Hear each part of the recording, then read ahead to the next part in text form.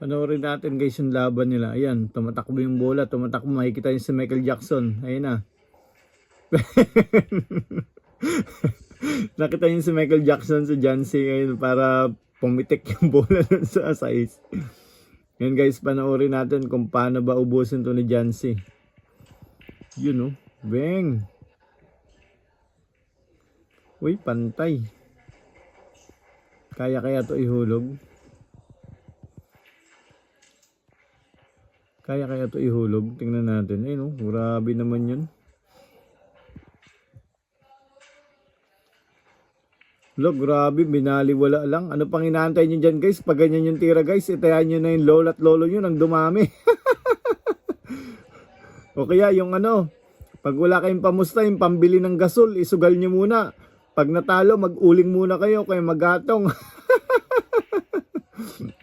Joke lang guys. Yan, good vibes lang. Yan, grabe naman tira yun. Nakita nyo ba yun guys? Yan, pag magbibilyar kayo, dapat laging may anggulo para hindi kayo mahirapan sa preparasyon. Panoorin niyo yung mga preparation ng ano guys, ng mga magagaling. Laging may angle. Bihira yun, hindi yan sila nag-prepare ng ano, ng diretsyo. Gusto nila preparation, laging may pina, ganun.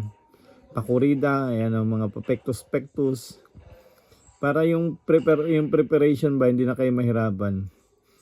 Yan ang sekreto guys sa bilyar kung gusto niyo talagang gumaling.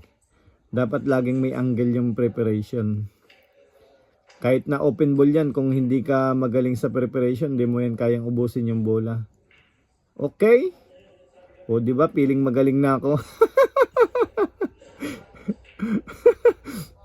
Yan guys, good vibes lang. Thank you. Yan, paki-comment naman guys kung tagasan ka, kung umabot ka sa video na to guys.